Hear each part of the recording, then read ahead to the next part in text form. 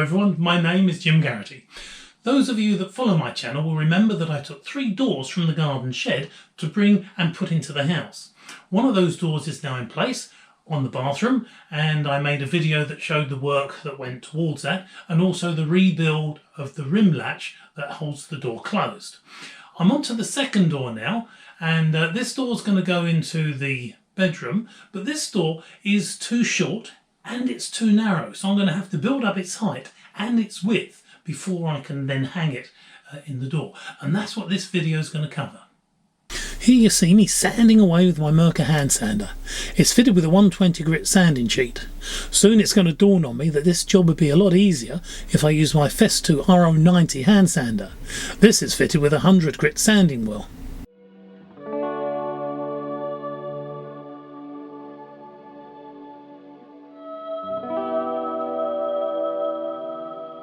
You may be wondering why I'm going to all the trouble to change the size of the doors to fit our door frames. Why don't I just buy new doors of the correct size and hang them instead?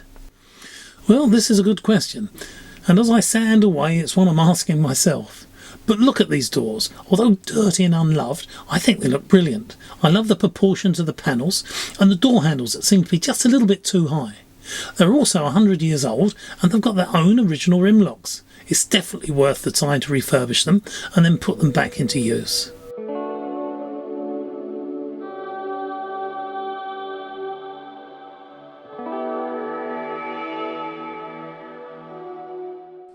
The door has all been sanded now on both sides, and that includes all the tricky parts around the trim on all 6 of the panels. In fact 12 panels, because there's 6 on each side. The first job I want to address on the door is the problem that we have with the height. Now this door is too short by about 40 millimeters, so I'm going to be adding material to the top of the door. Now before I add any material to the top of the door, I want to make it nice and square and also get sharp edges around here.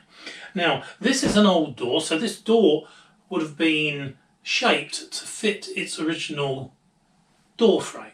Now that door frame could be all over the place, so you always got to check with an old door that the top and the bottom are in fact square. Now I've just checked and it is pretty square, so that's not going to be a problem. I'm going to cut 5 millimeters off the height first. That will then give me sharp edges all the way around, and once we've got that 5 millimeters off, I can then get the stock, and then we can attach that to the top of the door. I had already checked the sides of the door. They were nice and parallel and lined up with the 6 panels. It's safe for me to use them as a datum for marking out the top surface of the door. I grab the track of the track saw and place it against the line I'd just drawn. I fit and tighten the claps at each end of the track saw and then make the cut. I do this quite carefully, trying not to hang myself with a vacuum hose I'd wrapped around my neck. I shoot down to the workshop, collect the 46 by 34 millimeter length of pine, and then cut a length about 30 millimeters longer than the door is wide. At this point, I should say this piece of wood is going to be held in place on the top of the door with 5 wooden dowels. I should also say why I placed the dowels where I did, but when making the videos I forgot. Don't worry, it comes later. A little out of sequence I know, but then these days, well, you get what you pay for.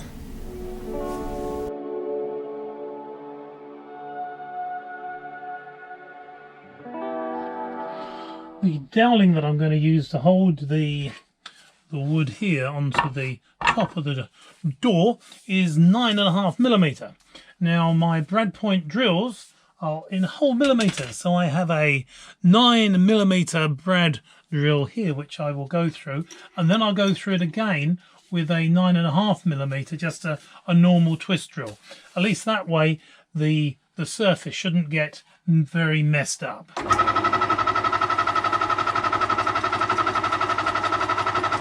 The brad point drills drill a very nice clean hole.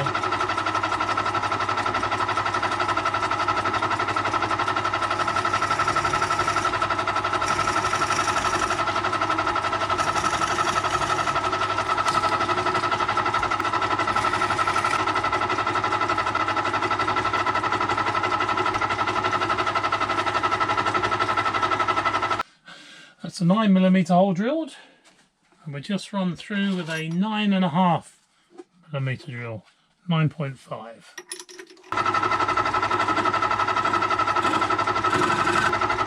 And because we're just opening it up 0.5 millimetre, that's only 1/4 millimetre on each side, the drill goes through without snagging, which is nice. So just line it up and then plunge in.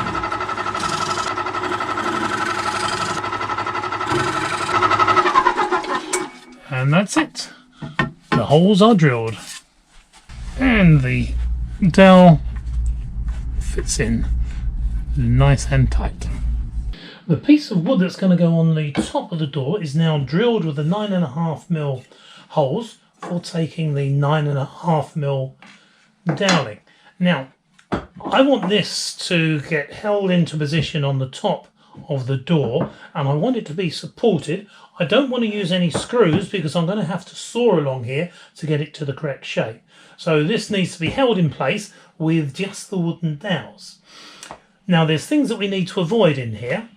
The panels and these pieces of wood here, they come up in tenon joints just here and just here. So we want to stay away from those two places, and also the two joints each side here. That gives us 5 spaces where we can put the dowel in, which is in the centre of here, 1, 2, 3, 4 and 5. I'm keeping the door at an angle across the workbench as it gives me access to both sides of the door at each of the top 2 corners. As you can see, this access gives me room to use the wide clamps at each of the top corners. Let's pause the video just here. The extension piece is the same thickness as the door, and it needs to be lined up to both sides of the door. As you can see, the 2 wide clamps keep the ends of the extension piece in line with the flat surfaces of the door. The clamp in the middle and the top surface of the workbench will keep the middle part of the extension piece in line with the door. Now everything is lined up, we can do 2 things. The first is to unpause me in the video. The second is to use the extension piece as a jig and draw the 5 dowel holes into the top of the door. With the holes drilled, I remove the clamps, sand off any sharp edges and use the vacuum cleaner to get rid of all the dust. I steal some cling film from the kitchen, then place it on the workbench. It's a good idea to stretch the film and hold its edges in place with tape. This will prevent it being taken into the joint as you bring the pieces together. On with the glue, push the dowels into the holes and knock them in with a soft hammer. I remove the glue that squidges out of the joint with a damp cloth and fit the 3 clamps again. Right, let's check the height of the door. My notes say the original door was 1960 high. So we've got to be above 1960. 1960 is here, so we are 5, 6. We are 7mm taller than we need to be, which is excellent. That gives us enough to just skim off the top and make it nice and flat. And oh, are you in there? Are you okay? Hi everyone. Yeah, so this piece of wood is now stuck in position. The glue is drying nicely, and I'll probably leave it now because it's late afternoon and get back to it tomorrow morning. So that's me signing off for a while. It's now the next day. This piece we glued on the top is nice and level. A little bit of mismatch there, but that'll be taken away with the sander once we get going. Now, the next thing we want to do is increase the width of the door. Now, I want to do this on both sides to keep it symmetrical, and I've elected to do this side first. Now, what I'm going to do is cut off 10mm from this edge, and that will get rid of a lot of the dents and dings and give me a nice sharp edge. Now that's going to be cut off using the track saw. I'm going to need to put 2 tracks together. I've got the straps here to put into them, and that will give me a track long enough to do the whole door. So I'll be cutting 10mm off the door, and that will also true up this edge as well, because the piece I'm putting on is going to be on the outside of this bit we put at the top. That piece of wood is just here, and it is 46mm wide this way, and it's the same width, 34mm, as the door. So its position will be here eventually. It's going to be held in place the same procedures what we did on the top. I'm using 9mm doweling. The one at the top we used 9.5mm because that was just a piece I had in the workshop. I've got a new piece in now and this is 9mm, so I'll be using a 9mm drill for that. Right, I better get on with it. First job is to join the two tracks together. This will enable the saw to cut down the entire length of the door in one go.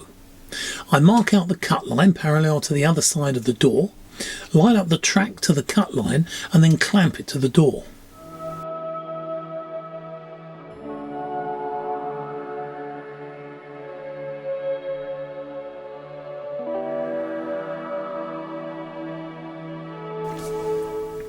As always, the Festool TS55 plunge saw sitting on its guide rail makes a really good job, a straight cut, good finish and sharp edges. I remove the track, then mark out and cut the 36x43mm pine to length. I'm going to use 8 dowels down the length of the door. I mark out where I need them to fit, avoiding the knots, and then I take the wood down to the workshop to drill.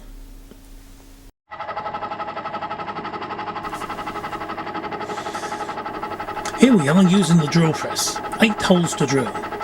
Well, look at that, I've just spotted I used normal twist drill and not the brad point drill I meant to use. What a twit.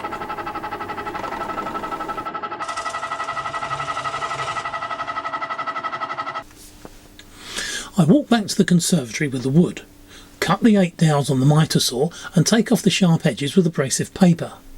Before I can drill the dowel holes through the door, I must clamp the wood to the door in several places. This will make sure that the side faces are all lined up. It wasn't as easy as I first thought it was going to be, but I managed it. Then removed the clamps to clean up with the vacuum cleaner.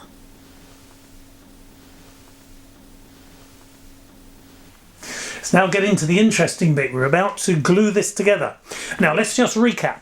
This piece of wood here, which I drilled on the pedestal drill in the workshop. This has been clamped to the door. It was clamped in this direction at each end to make sure that it was that each of the sides were level with the door. I then had to clamp it in the centre. Now I couldn't clamp it to the table as I'd intended to because the chuck was too large on the drill and I couldn't drill these holes without the chuck bumping into the work table. So what I had to do is bring this up on 2 pieces of wood, put bits of MDF each side and then clamp them together, and then that ensured everything was in line. And once everything was in line, I then drilled through in the 8 positions for the dowels, of which I have 8 here. So I know that everything is in line. So now what I've got to do is put something down on the workbench first to stop any glue going through and sticking the door to the workbench. Once I get that down, I can then put glue over the door, glue over this piece of wood, glue over the dowels, put it all together and then put the clamps on. So let's see how we go. Right, I now have plastic on the workbench between the it's a door between the door and the workbench. So that's ready to go. The wood will go here. I have the dowels on the shelf over here. So we're all ready to stick the glue on. To keep everything flat and true, I want the door clamped to the workbench as the adhesive cures. Of course, it would be an advantage if the door didn't stick to the bench. So to prevent that happening, I've placed a plastic sheet between them. Warning here, be aware. If you use a plastic sheet against a job like this, adhesive will ooze out of the joint. It will spread out between the job and the plastic sheet, and then once dry be a right pain to remove from the surface of your job. I need this door to remain flat, so I'm going to put up with the hassle of cleaning up the oozed glue later. Once all the clamps are in place, I clean up what glue I can get to, and then I call it a day. The glue is now dry on this side, so I'm about to take all the clamps off so we can have a closer look. Make sure that we've got a good level between the door and the extension piece, and I can feel a little bit of difference there, but nothing Nothing too much. Nothing that won't be taken out by a good sanding down both sides. Right, now we need to take these clamps off, and then we're going to turn the door over and then address the other side of the door, because we've got to make it wider in that direction next.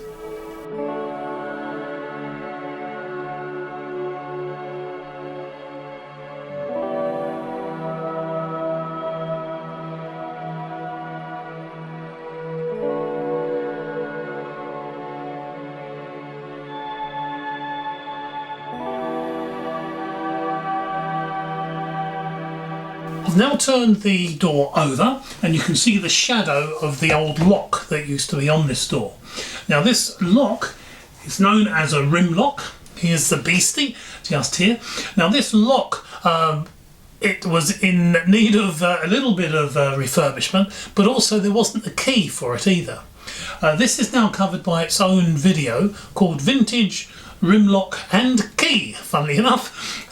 And in that video it shows how I refurbished this, but also more importantly how I made a key to fit it. So if you have a door like this that needs a key, that could be a good video to have a look at. Anyway, back to this door. You can see where the rim latch, or sorry, the rim lock used to sit here by the shadow. There's no paint there. Because we've put this piece of wood on the side, the edge of the door has now moved that way, which means the rim latch has also moved that way. Unfortunately, that means that the old keyhole and the hole that used to take the shaft for the door handles are all in the wrong position. So before I can do any painting on here, we're going to have to fill these holes. So our attention falls to this side of the door. Now on this side the hinges fit. There was one hinge there, and there's also another hinge just there. Now those hinges, the screw holes are still in the wood. Now what's happening on this side, we're going to cut 10mm off of this side, the same as we did the other side, to give us a nice sharp edge. Once that 10mm is off, that's going to show where the holes are for the screws of the hinge. Now when the new piece of wood goes on, if the hinges are in the same place, we don't want the screws going through into a void if they do go that deep. So what I'm going to do is, once this is cut off, the holes that are left I'm going to fill with little wooden stakes, get them glued up, and then we'll go ahead and put the new piece of wood on. So we're off again. Same procedure as the other side. Measure and mark out the width of the door, line up the track to the marks and clamp it in position. On with the saw, and then zing, trim the side. This is a new clean door side. This is a piece we've just cut off. And these are 3 of the holes that need to be filled with wooden stakes and glue. Stakes now tapped into position. Old securing holes from the rim lock are now filled. I whittle an offcut of pine to fill the door handle spindle hole. Adhesive on filler piece and tap into place. I also fill the keyhole as well with more whittled wood. It's now time to cut the pegs off that I've knocked into the holes left by the screws that held the hinges in place. Now to cut this off, I'm going to use a little pull saw. Now these pull saw, the teeth haven't got a set. What that means is they don't stick out the side like on a normal hand saw. Also it cuts on the downstroke like this, which is quite strange. I can never get used to that. You see, if I push this up and down on the surface, there's no scratches, and that's what we want, and it cuts level with the surface. So I'm pulling and cutting on the downstroke. That's one.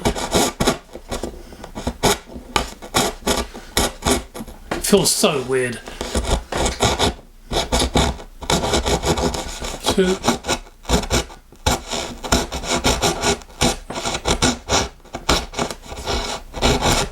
Oops, and 3. Let's have a bit of a pit there, so we come back. Let's cut that off. Like that. And that is nice and flat. Cut the wood to length. It's going to be held to the door using 8 wooden dowels and wood glue. I mark where the dowels are going to be fitted, then head down to the workshop to use the bench drill. Back again, I sand off the sharp edges and start to fit the clamps. Get all the clamps in place, extend the 8 holes into the side of the door with a hand drill and vacuum up all the dust. Remove the clamps, sand off the sharp edges. Cut more dowels with the miter saw and then remove the sharp edges. Ready the clamps and start to apply the adhesive. I knock the dowels in place with a soft hammer and then fit the clamps and clean away the adhesive that has oozed from the joints.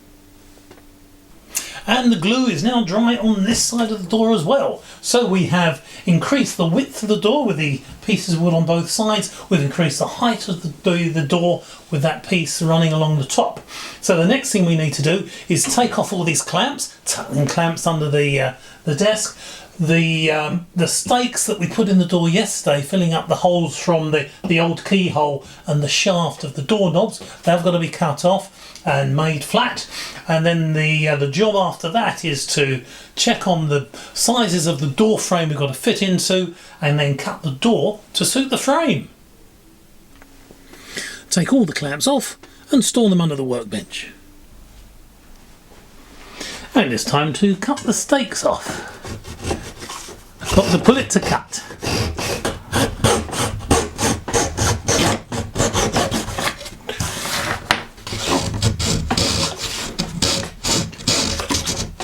It does cut rather nicely.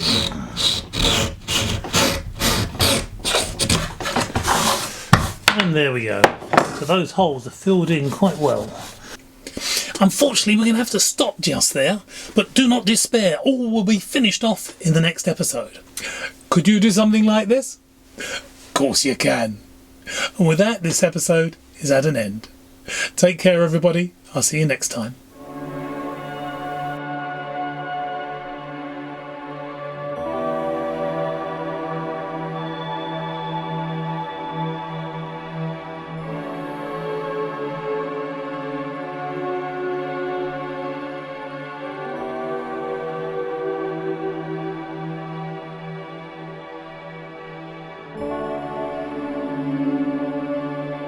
Could you do something like this? Of course you can.